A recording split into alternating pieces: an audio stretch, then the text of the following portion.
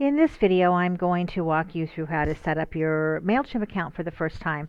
So when you first log in, you are going to see the security information. I would definitely recommend that you complete this either by having MailChimp send a text message to your cell phone, or you can create some security questions so that if someone tries to hack your account, you can get it back. And so I'm going to go ahead and click do this later. And this is going to log me into my dashboard. And so here's the dashboard that's going to tell you basically the overall statistics of what's going on with your account. This is a brand new account, so there's not going to be anything here. So the first thing that you're going to want to do is you want to create a list, and you're going to click on Lists to do that. And in this case, there are already 2 lists that have been created. Now, I like to make sure that my lists are created as a unique indicator. So I might certainly Loving Kindness newsletter would be people who have subscribed to the newsletter, but perhaps you have a set of clients that are active clients or VIP clients. I might rename this, Loving Kindness VIP, or and then the other one might be, Loving Kindness clients. So the Loving Kindness clients might be those clients who have only come in once or not as active, or there might be older clients or something along those lines. So I would differentiate something a little bit differently so that you're able to better target your emails moving forward. All right, so the next thing that you're going to want to do is you need to make sure that you import some contacts into the MailChimp database. Now there are 2 ways of doing that. One is if you come over here to the right hand side on Stats, click the little button here, and you will click on Import. And you can import 3 different ways. One would be by importing through a CSV file, which you would set up in Excel, save it as a CSV file, and then import in. And I will include a link to how to do that in the below this video here. And the other way would be to just simply copy and paste from a Word document or something like that. So you'll just click the button and then you'll click Next. So let's go ahead and do that. If I were to click Next here, then it's going to bring me to, and you would just copy and paste the subscribers. Now, MailChimp has a forever free plan, and I think that the number is 100. I don't remember exactly what that number is. So if you are more than 100 subscribers, they're going to ask for some sort of a payment plan in place. So, and it will automatically upgrade you as soon as you go over that limit. Now, the other thing is that when you import email addresses, they will send it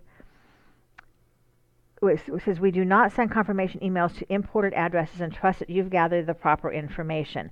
So you can, if you have it in a Word document, just go ahead and copy and paste.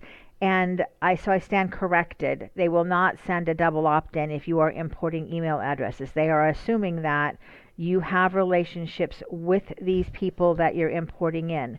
So as long as you have had a relationship with these clients and they have given you your email address or their email address, you have permission to email them. Just by the very fact that they gave you their email address, they've given you permission to email them. So you are not violating any trust or any canned spam law, and you're also giving them the ability to opt out at any time if they no longer want to receive the emails. So, and then the other way that you would be able to, I'm going to click back here, import email addresses, would be if you were to click on integrated services, and you could connect to your Google contacts if you wanted to do it that way, and then you would just hand pick who you imported. So now I want to go back to MailChimp here. I want to exit out of this. And the final way to add contacts into your database is right here. You can add them one at a time.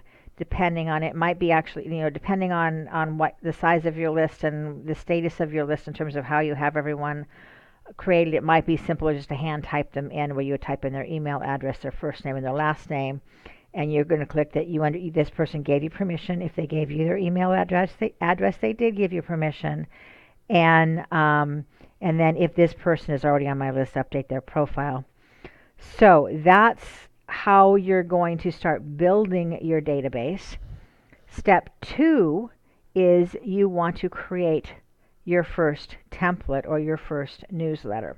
So you're going to come over here and click on template, and the template is simply the design, what the newsletter is going to look like. So you'll click on templates.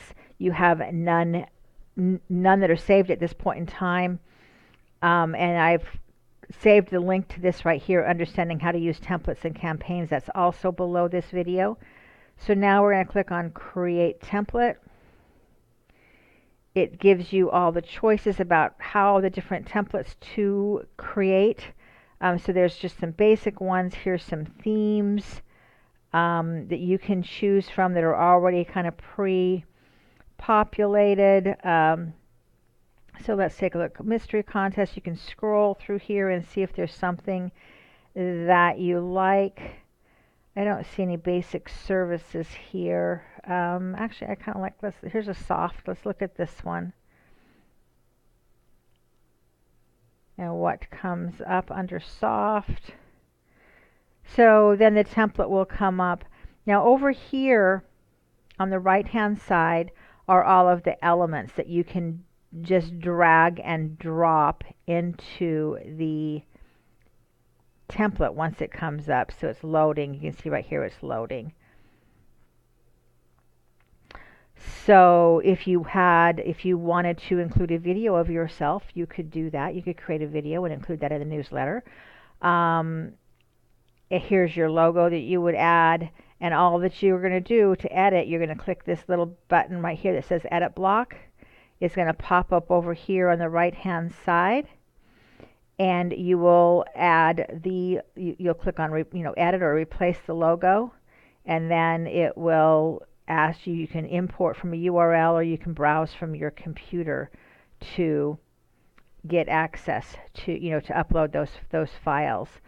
How are you going to align it center left, those kinds of things. And then same thing over here with the text files. Here's the content. So if I were to click on content, let's look at style. Now what's really weird about this, and I don't know why it's doing it, is that there's all these elements that you can bring in. So I'll have to figure out why they're showing up when you click on over here. Like you can see, these are the elements that you're able to use, but they're not making them available, and I don't know why, but I'm not going to worry about that right now.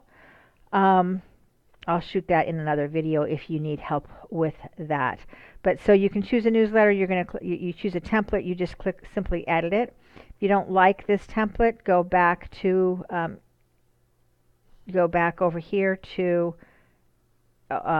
It's asking me to name the template. I'm going to click cancel. I don't want this template here. All right, I'm just going to put soft template, and you can delete the template outside of this. I don't know why they're not letting you get out of it, but they don't seem to make it simple to do. So now if I click back over here, this is going to show the templates that I've saved. If I wanted to delete this template, I would click on that, on the little X next to it, and I would click delete. And then I'm going to show you the templates that I tend to like. I'm going to create another template. I like just plain text emails. So I would click on simple text here. There's lots of different choices that you have.